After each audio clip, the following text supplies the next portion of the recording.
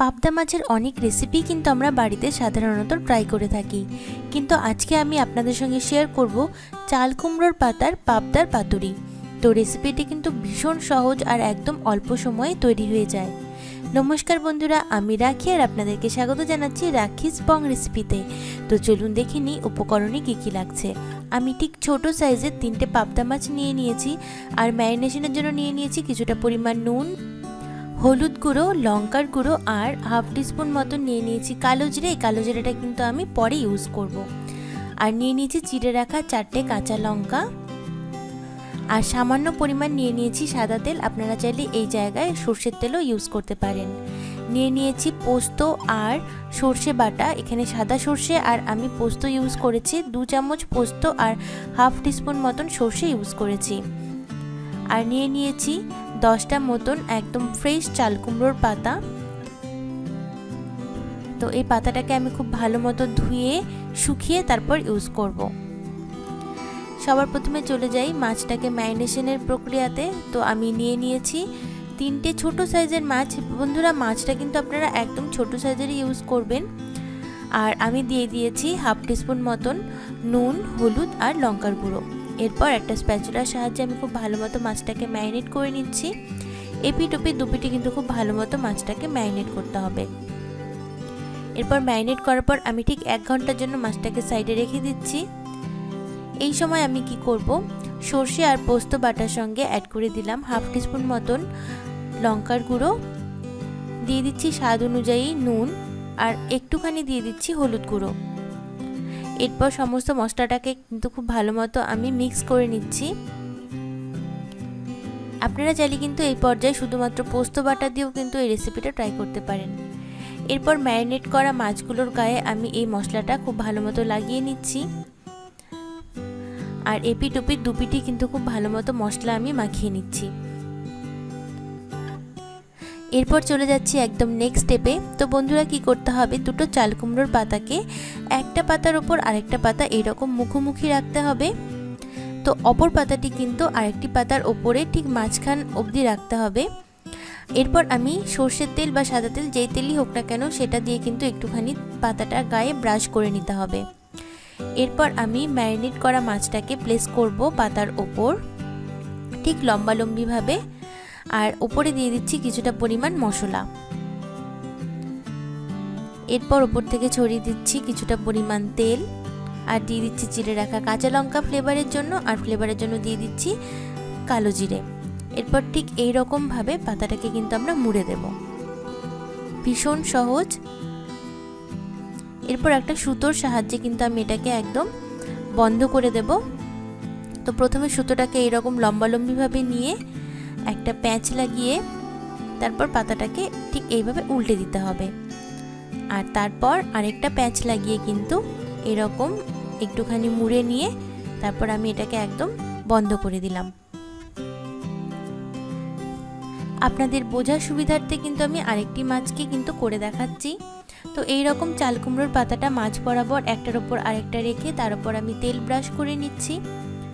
আর তারপর ম্যারিনেট করা মাছকে এইভাবে লম্বালম্বিভাবে রেখে দিলাম।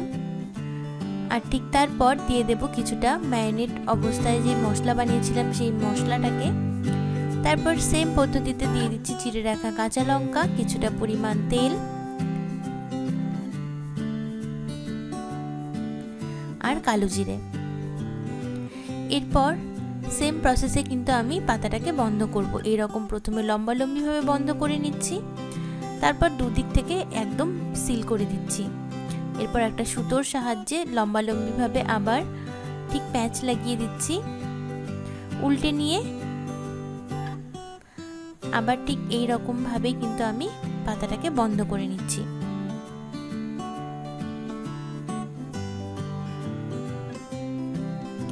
ভীষণ ইজি পদ্ধতি।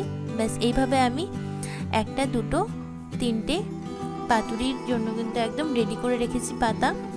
এরপর একটা স্টেনলেস স্টিলের টিফিন বক্স নিয়ে নিচ্ছি, আর তার মধ্যে আমি আবার একটুখানি তেল ব্রাশ করে নিচ্ছি।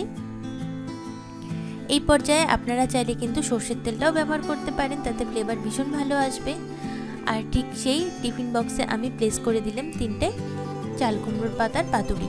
উপর থেকে আবার একটুখানি তেল ব্রাশ করে দিচ্ছি। এরপর টিফিন বক্সের ঢাকা বন্ধ করে দিলাম। চলে যাচ্ছি নেক্সট স্টেপে। একটা কড়াইতে লো মিডিয়াম ফ্লেমে স্ট্যান্ড রেখে টিফিন বক্সের মাঝ বরাবর অবধি জল দিয়ে টিফিন বক্সটাকে কিন্তু আমি 10 থেকে 15 মিনিটের জন্য লো মিডিয়াম ফ্লেমে বন্ধ করে রাখবো।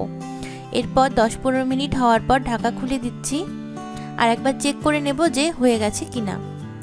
আমি চেক করে নিয়েছি, আমাদের পাতুরি কিন্তু একদম রেডি হয়ে গেছে আর একদম কিন্তু কোনো মশলা বা মাছ কিছুই বের হয়নি।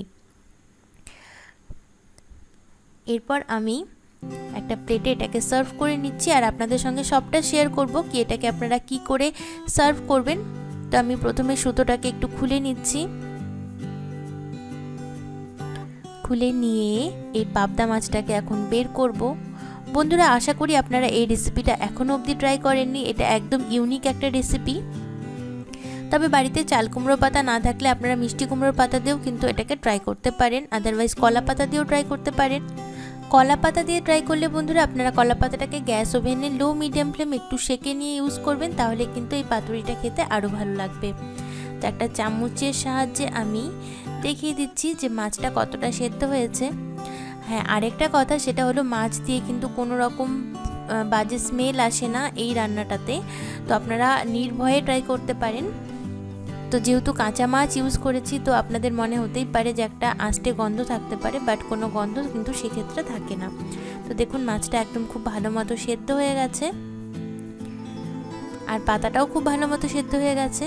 তো দুপুরবেলা গরম ভাতে এক থালা ভাত কিন্তু আরামসে উঠে যাবে এই চাল কুমড়োর পাতা আর পাবদা মাছের পাতুরি দিয়ে।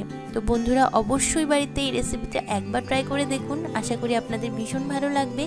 গ্রাম বাংলার রেসিপি হারিয়ে যাচ্ছে, আমরা যদি বাড়িতে ট্রাই না করি তাহলে কিন্তু এই রেসিপিগুলো একদম চিরতরে হারিয়ে যাবে। তো বন্ধুরা, নতুন আমার চ্যানেলে আসলে আপনারা অবশ্যই আমার চ্যানেলটাকে একবার সাবস্ক্রাইব করে দিন। সাইডে থাকা বেল আইকনকে প্রেস করুন, তাহলে কি আমি যত নতুন নতুন রান্না আপডেট দেব সেই সব আপডেট আপনারা পেয়ে যাবেন।